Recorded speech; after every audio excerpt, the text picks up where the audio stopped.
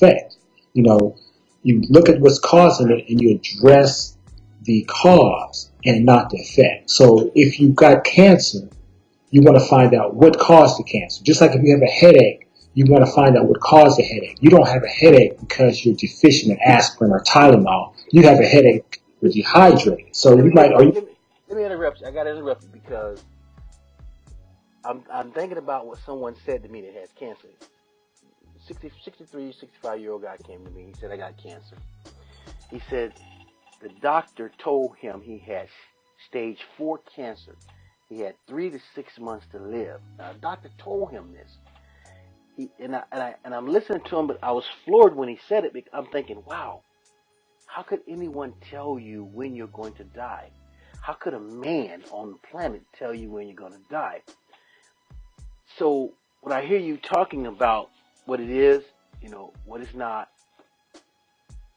people who have cancer have a fear factor greater than the cancer itself.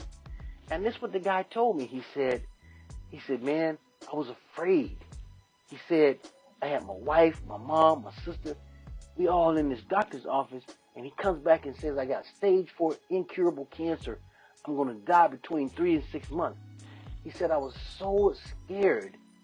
He could have sold me anything. He said, I didn't have a clue. I was afraid.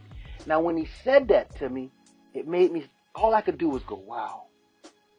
Wow. He could not get outside of what the doctor was saying because of the fear. He couldn't, the doctor, offered him chemo and radiation and all that stuff, and he took the chemo. But he said he did it because he was afraid, and he had no information, so he didn't know any way how to change it. So listening to you and people who have cancer listening to you, can you fathom where they are when they're told they have cancer and they're going to die? It's frightening. No one wants to transition from the physical realm prematurely, especially when they have kids. So that's a very frightening thing. So that fear will make you do things or make you accept things that you normally wouldn't accept. Everybody knows that most of the treatments they're getting for cancer are harmful to the body. Radiation is harmful to the body. I don't think people know that. People don't know that. Here's why I People know they don't know that. The guy said when he told him he was going to die, he had 3 to 6 months to live, he had an incurable disease.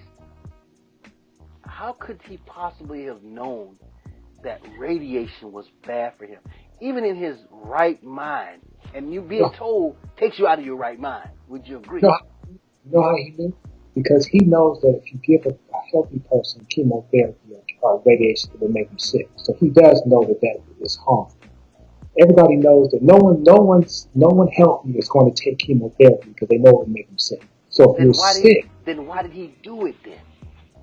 He did it because in his mind, it's the lesser of two evils. I'm going to take this to get rid of the cancer and hope I can get rid of the cancer before it knocks me off. But wait a minute. The doctor told him he had an incurable disease and that he was going to die between 3 and 6 months. If you're already going to die and you know the poison they're about to give you is going to kill you between 3 and 6 months because can't nobody tell you when you're going to die walking on this planet, why would you do it? Looking for hope and salvation. That's what they're looking for. They're looking for something that's going to solve the problem. And see, the reason the doctor can give him an expiration date is because he already knows, based on how healthy he is, how far the cancer is advanced, if he gives him the chemotherapy or the radiation, how long his body can survive the treatment, coupled with the disease. So that's how you give him the expiration. So you're basically saying the only way the doctor could give him that 3 to 6 month time period or expiration date is because he knew that's how long the poison was going to take to kill him. Yeah, that's correct. Well, there's some greatness to this story.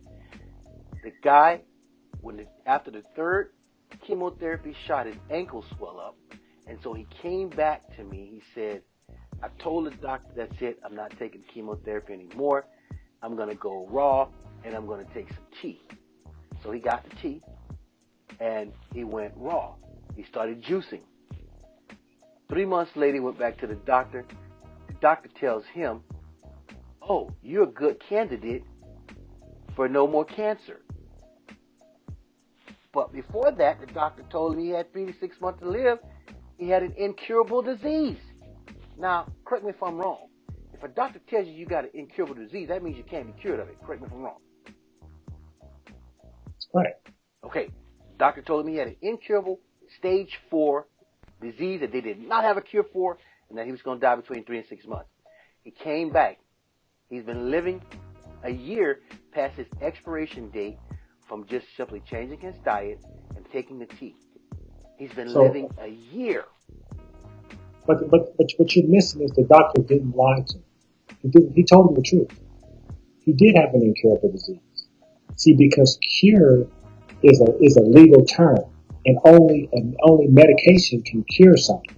So yes, he couldn't be cured because the medication couldn't get rid of his cancer. So it was incurable.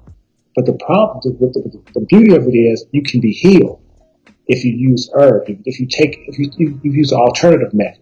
See, what people don't realize is that all these diseases are patented. And that's why you see herbalists get in trouble when they're running around and talking about they can cure something. Then they got to get out the country, they get their stuff taken because they don't understand the law. You cannot cure something that does not belong to you. You're curing somebody. You're talking about curing something that somebody else owns. So no, the tea doesn't cure cancer. Nope. He didn't cure it.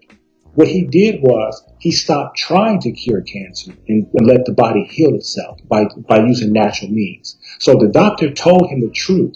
He did have incurable cancer. It cannot be cured. And see, when people think when they hear it can't be cured, they think, okay, there's nothing else I can do. All cure means is that you can't correct it with medication. That's why you have incurable diseases, because you can't correct anything with medication. That was good. Okay, hold on. That was really, hold up. People don't understand that, man. For example, we're talking about cancer. Let's just switch it up. Okay. People have high blood pressure. Diabetes. Your high blood pressure cannot be cured by the medication you take. That's why they put you on it for life, to manage it. It's not going to ever be cured. See, so you have an incurable disease with high blood pressure because it's caused by your sodium intake, lack of exercise, the diet, clogged up arteries. So the way you heal from that is to correct the problem, what's causing the high blood pressure. The drug itself is only going to manage. So the drug, it is incurable when you talk about the drug. That's why the drugs are never. That's why they can't cure anything. That's why people are walking around with MS, with cancer, with diabetes, and they're never getting rid of any of these diseases because they're trying to cure them with drugs. That drugs can't cure anything; they can only manage. Right. See, there. That's what we're saying. Okay, stop right there. Now, stop right there. Now, I think people need to hear what Gwen Olsen has to say at this point, because it only solidifies what you just said, which sounds really strange to me. But until you hear someone else say it, that's been in the business, selling these drugs, you kind of, an herbalist who comes along and says this, like you just said it, the average person, they don't know what they're talking about. But they'll listen to this other person who's been peddling these drugs say exactly what you just said. Like to do today is I would like to dispel the myth that the pharmaceutical industry is in the business of health and healing, because in fact what the pharmaceutical industry is in the business of doing is disease maintenance and symptoms management. They are not in the business to cure cancer, to cure Alzheimer's, to cure heart disease, because if they were, they would be in the business of putting themselves out of business. And that Okay, now back to us. She just said it. She basically said what you said. I mean, she named the list of it. They're not in the business of curing cancer, diabetes. They ain't in the business of curing none of the so-called diseases. They're in the business of management. And people don't know this, though. People don't know this. See, you got to understand that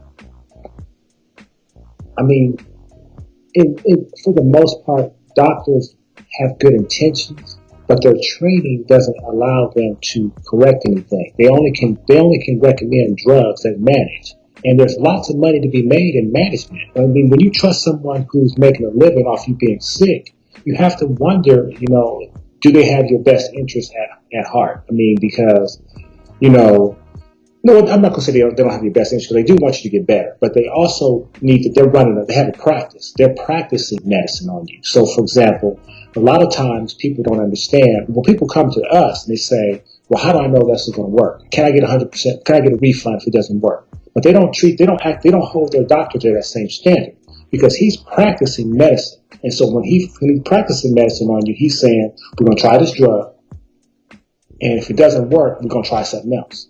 But you're not asking for a refund, or you're not holding him accountable for that. I'm glad you said that, because we need to start saying the same thing. We're going to try this herb, and if it don't work, we're going to try another. That's what we need to say. We're going to try this herb, and if it don't work, we're going to try another one. But I'll be honest with you, we don't have to say that. No. Because the herbs work. See, the herbs are the only means to get minerals and nutrients. And they're going to hear me say this 1,000,000 times before it's over. Because at the end of the day, medication don't... I mean, you just heard the lady say it. She said they're not in the business of healing. They're not in the business of going out of business. They're in the business of making money. Not in the business of curing anything. She said that. You didn't say that. And I didn't say that. She said that. Now, she worked for them 15 years. So people will have a tendency to believe somebody that actually works for the company that's selling the drugs that they're taking. But after talking to people, I honestly don't think people care, Todd. I think people are okay with the poison that they're taking. I really believe that. Because why would you do something that you know is hurting you and constantly do it? And then make an excuse and say, well, I know it's hurting me, but. Because if you give the people a glass of dirty water and not another option, they're going to drink the dirty water.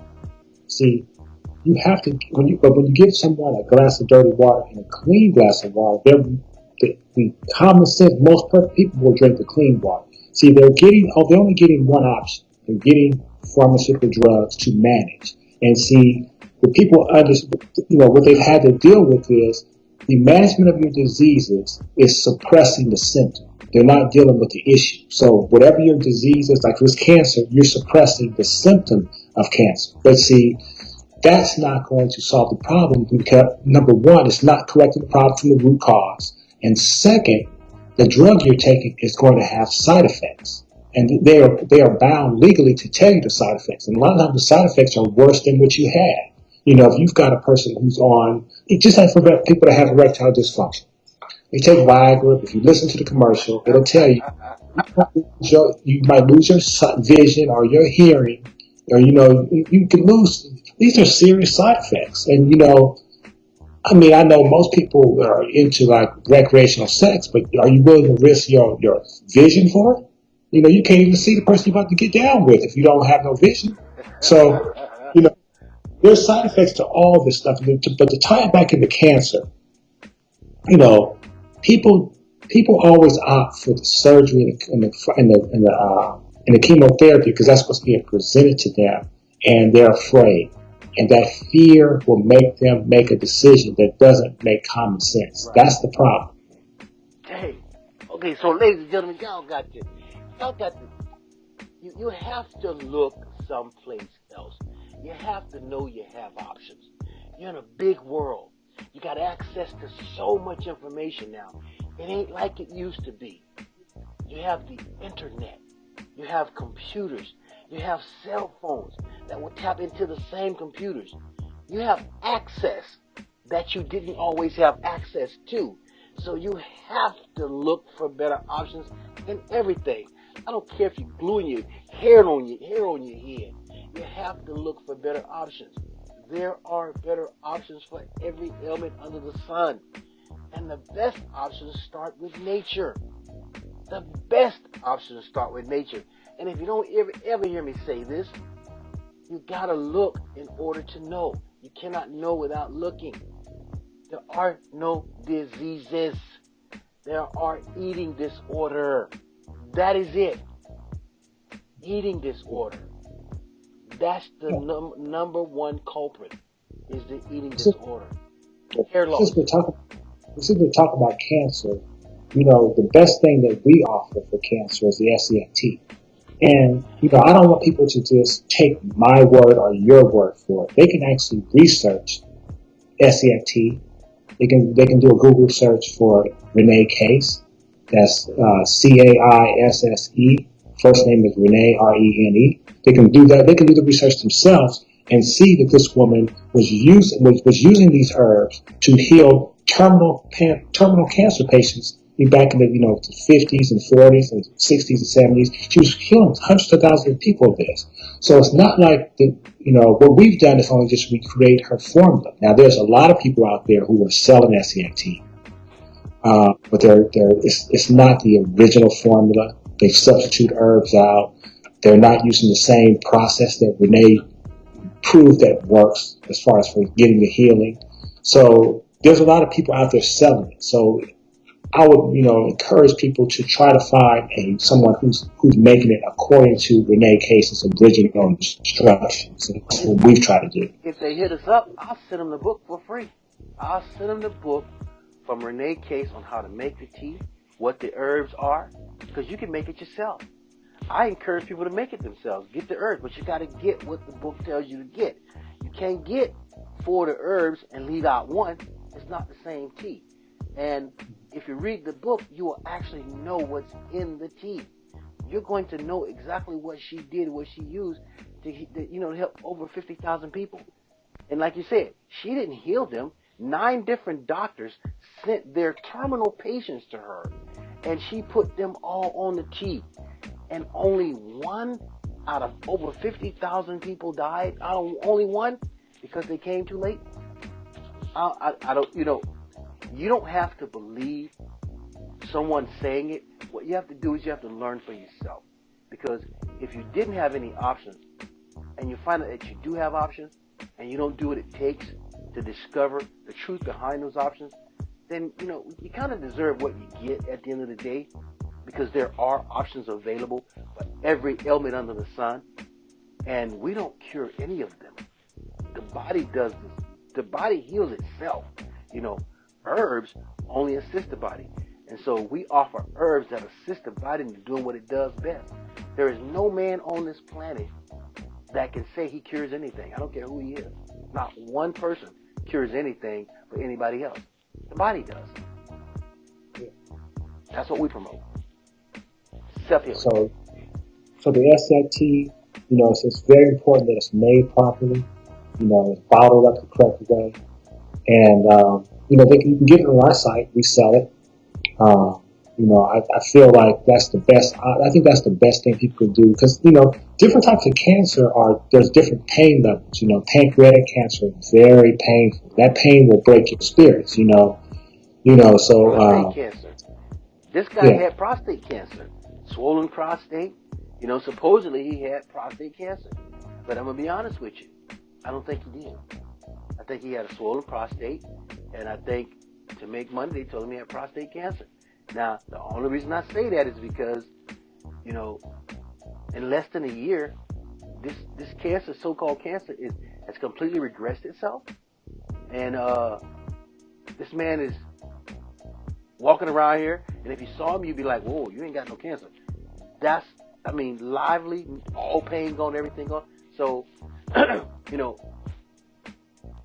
we offer an herbal solution, Essiac Tea. It's on the website. You can always reach out to us.